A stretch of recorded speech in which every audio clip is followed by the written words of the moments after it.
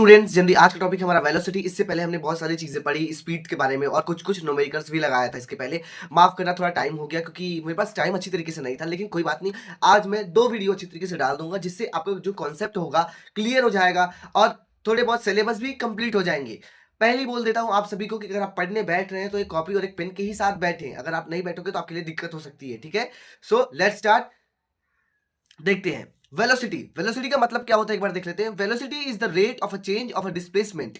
Displacement मैंने पढ़ाया था अच्छी तरीके से, अगर आपने नहीं देखा है तो प्लेलिस्ट जाके फॉलो कीजिए। प्लेलिस्ट क्लास 9 साइंस पे बेस्ड है पूरा का पूरा। अच्छी तरीके से आपको ढूंढने की जरूरत नहीं पड़ेगी, अच्छी तरीके से हर एक चीज आपको मिल जाएगा। तो जाके अच्छे से देखिए। केमिस्ट्री और बायोलॉजी हो चुका है, उसमें बस फिजिक्स बाकी है, तो फिजिक्स अभी चल रहा है, ठीक है। तो डिस्प्लेसमेंट के बारे में जाके वहां से पढ़ लेना, ठीक है। तो एक बार वापस, velocity is the rate of a change of displacement of an object with respect to time. कहने का अर्थ ये, वेलोसिटी का मतलब क्या होता है, rate of change of displacement with respect to time. कहने का अर्थ ये कि डिस्प्लेसमेंट में चेंज आना जब टाइम के हिसाब से, ठीक है। जैसे कि 2 सेकंड में डिस्प्लेसमेंट कितना हुआ उसको ही हम कहते हैं वेलोसिटी। क्या कहते हैं? वेलोसिटी। आशा करता हूं आपको समझ में आए। कोई भी डाउट हो तो कमेंट सेक्शन में जरूर पूछना, ठीक है। देन और इसके अलावा ये भी आप लिख सकते हो, चलेगा। Velocity tell us how fast an object is moving in which direction. Simple सी बात है, हमने स्पीड में पढ़ा था कि उसमें डायरेक्शन नहीं होता है। शायद मैंने अच्छे से पढ़ाया था उसमें कि उसमें डायरेक्शन नहीं होता, लेकिन इसमें डायरेक्शन होता है। So that it's known as velocity. जब भी कोई चीज मूव कर रही, कोई ऑब्जेक्ट मूव कर रहा है डायरेक्शन के साथ, तो उसको क्या कहते हैं? वेलोसिटी, ठीक है।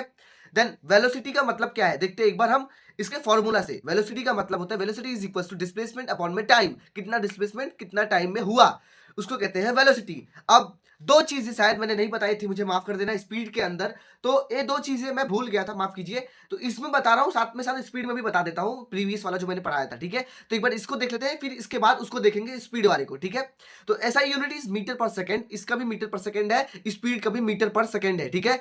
ऐसा यूनिट का मतलब क्या होता है, इसको लास्ट में लिखना पड़ता है जब न्यूमेरिकल सॉल्व करते हैं। तो मैंने अच्छी तरीके से बताया ऐसा यूनिट का मतलब क्या होता है। अगर आपने पिछली वीडियोस देखी होगी तो आपको अच्छी तरीके से पता होगा, ठीक है। तो velocity is a vector quantity. Vector quantity का मतलब क्या होता है, तो मैं आपको बताता हूं। वेक्टर क्वांटिटी का मतलब होता है, देख लेते हैं एक बार। वेक्टर क्वांटिटी का मतलब होता है because it's has magnitude and direction. Magnitude और डायरेक्शन मैंने पार्ट 1 में मोशन में बताया था अच्छी तरीके से। अगर आपने इंट्रोडक्शन पार्ट नहीं देखा तो जाके उसमें देखिए, मैंने मैग्नीट्यूड और डायरेक्शन दोनों ही चीजें बताई हैं, ठीक है। तो कहने का अर्थ ये जो वेक्टर क्वांटिटी कौन है, वेलोसिटी है। वेक्टर क्वांटिटी का मतलब ये कि जो मैग्नीट्यूड डायरेक्शन दोनों दे। अब आते हैं हम स्पीड के अंदर। देखो स्पीड हो चुका था अच्छी तरीके से, लेकिन मैंने 2 चीजें इसमें नहीं बताई थी। मैं ये नहीं चाहता कि आधा अधूरा ज्ञान दूं कि कल आप मुझे कहें कि भैया आपने आधा पढ़ाया ही नहीं। माफ करना, नहीं पढ़ाया, भूल गया था उस टाइम पे लिखना, लेकिन इस टाइम पे बता रहा हूं आपको, ठीक है। It has a scalar quantity. Scalar quantity का मतलब होता है नो डायरेक्शन ओनली मैग्नीट्यूड। एक बार वापस, जब भी स्केलर क्वांटिटी आए तो उसका मतलब डायरेक्शन नहीं है, खाली मैग्नीट्यूड है। अब मैग्नीट्यूड और डायरेक्शन का मतलब भी नहीं पता है तो आप इंट्रोडक्शन वाले पार्ट पे जाके देखिए, ठीक है। तब आपको डायरेक्शन और मैग्नीट्यूड का मतलब पता चल जाएगा, ठीक है।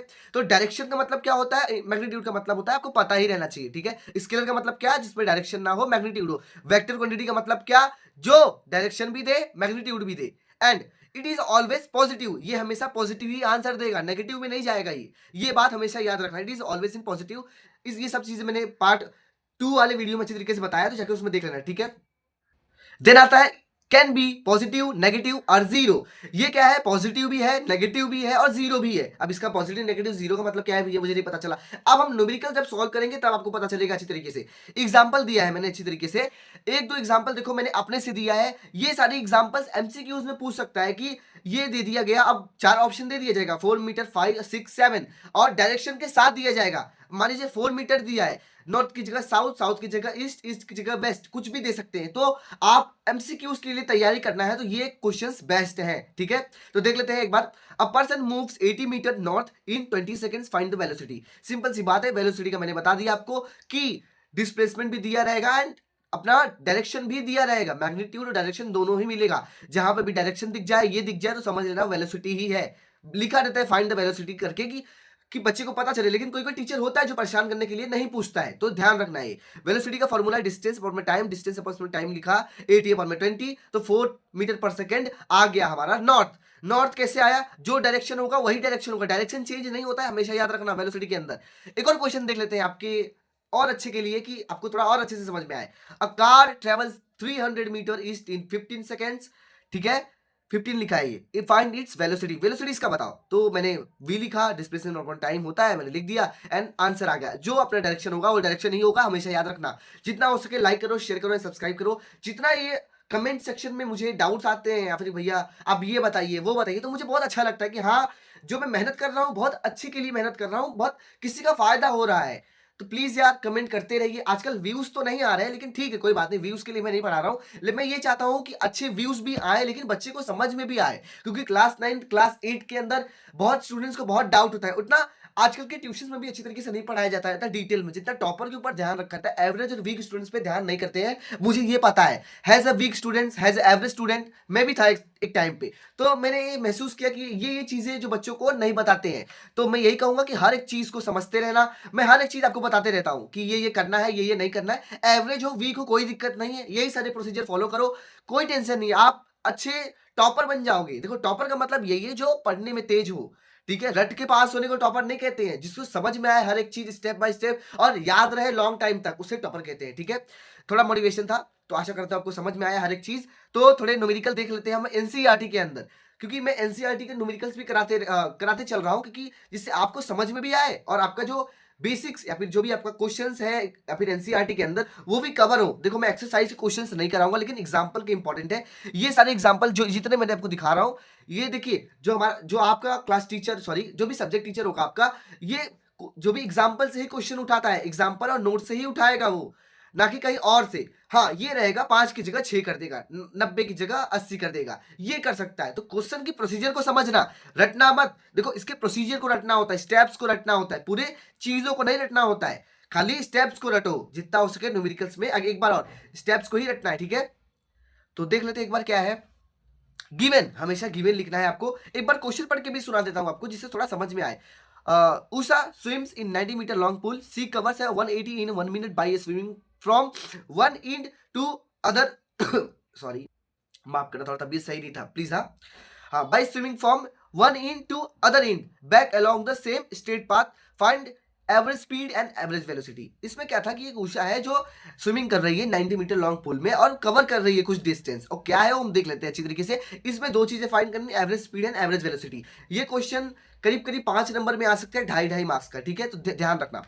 तो देख लेते हैं एक बार गिवन, गिवन हमेशा लिखना होगा आपको।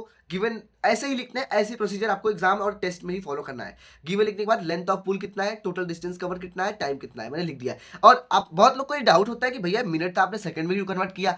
तो मैंने आपको बताया था कि वेलोसिटी के अंदर क्या होता है, मीटर पर सेकंड में होता है। तो मीटर तो दिया है हमारा, ये रहा मीटर तो दिया है, लेकिन सेकंड तो दिया ही नहीं है ना, ये तो मिनट में दिया है। मीटर और मिनट अलग चीज होती है, ठीक है। तो ये मिनट में है, तो मिनट को हमें 60 में कन्वर्ट करना पड़ा। एक मिनट में 60 सेकेंड्स होते हैं, ये ध्यान रखना, ठीक है। आशा करते हो आपको हर एक चीज समझ में आए, ठीक है। 1 आवर में कितने मिनट्स होते हैं या फिर 1 आवर में कितने सेकेंड्स होते हैं, ये ध्यान देना। 1 आवर कभी आ गया तो इसका होता है 3600 सेकेंड्स, ठीक है। 60 इंटू 60 कर दिया मैंने, सॉरी एक ही जीरो है, 60 इंटू 60, ठीक है। ये ध्यान रखना, ये चीजें मिनट और ये चीजों में ध्यान देना, ठीक है। आशा करता हूं आपको समझ में आया। तो एवरेज स्पीड का फॉर्मूला क्या है देखते हैं। Average speed is equal total distance upon में टोटल टाइम। तो 180 अपॉन में 60 कट कुट हुआ, सब आंसर आया। तो इतना आंसर आया हमारा, ठीक है। आशा करता हूं आपको हर एक चीज समझ में आया, ठीक है। मैं सॉल्व करके दिखा नहीं रहा हूं, लेकिन मैंने अच्छी तरीके से लिख दिया कि इससे टाइम बचे आपका, ठीक है, कि खाली बताना ही हो मुझे, ठीक है। Average speed sorry average velocity निकालना है। Average velocity depends on displacement. अब डिस्प्लेसमेंट क्या होता है, देखते हैं डिस्प्लेसमेंट क्या होता है एक बार। फाइनल और इनिशियल होता है, तो देखते हैं एक बार। देखो ये खाली मैंने आपको समझाने के लिए लिखा है, ये नहीं लिखोगे तभी भी चलेगा, ठीक है। खाली एवरेज स्पीड लिखना है, ये लिख देना और कर देना, ये नहीं लिखोगे चलेगा, खाली समझने के लिए। ऊषा जो भी उषा थी उसने स्विमिंग किया 1 इंच से दूसरे इंच 90 मीटर, वापस जब वो रिटर्न की तो 90 मीटर। तो इससे क्या हुआ, डिस्प्लेसमेंट हमारा जीरो आया। कैसे डिस्प्लेसमेंट जीरो आया देखते हैं एक बार। फाइनल इनिशियल, तो हमें पता है फाइनल माइनस इनिशियल होता है डिस्प्लेसमेंट के अंदर, ठीक है। तो फाइनल माइनस इनिशियल, तो 90 माइनस 90 इज इक्वल टू 0, ठीक है। तो एवरेज वेलोसिटी क्या होता है, एवरेज वेलोसिटी होता है डिस्प्लेसमेंट अपॉन में टाइम। डिस्प्लेसमेंट कैसे निकलता है, final minus initial, final minus initial किया मैंने तो 0, 0 अपॉन में 60, 0 कभी भी डिवाइड में 0 होता है तो आंसर क्या होता है, 0 होता है। ये बात ध्यान रखना आपको। आशा करता हूं आपको हर एक चीज समझ में आया। देखो आज हमारा ये टॉपिक खत्म हो गया, अब हम अलग वीडियो में एक्सेलरेशन की बात करेंगे अच्छी तरीके से। जितना हो सके शेयर करो, लाइक करो एंड सब्सक्राइब करो। ये मत सोचो कि मेरा ही फायदा हो, आपका फायदा हो रहा है तो मेरा भी फायदा कीजिए, स्टूडेंट्स या फिर दोस्त। जितना हो सके पढ़ो, रिवीजन करो और लिखते रहो मतलब जो न्यूमेरिकल्स होते हैं इसे लिख के प्रैक्टिस किया जाता है, ठीक है, ना कि एक बार ऊपर से देख लिए। देखो जो जो भी चीजें थी हमारा फिजिक्स के अंदर उसे ऊपर ऊपर से हमेशा देखना पड़ता है, रिवीजन करना पड़ता है, ये मैं मानता हूं। लेकिन न्यूमेरिकल के अंदर आपको हर एक चीज स्टेप बाय स्टेप लिखना होगा। हर एक बार जब रिवीजन कर रहे हो तब लिखना पड़ेगा, तब पेंसिल से लिखना पड़ेगा आपकी नोटबुक में, ठीक है, तभी ही होगा। आशा करता हूं करे हर एक चीज समझ में आया। बहुत बहुत धन्यवाद कि आपने ये वीडियो देखा। Thank you so much everybody. Like करना, शेयर करना है, सब्सक्राइब करना, ठीक है।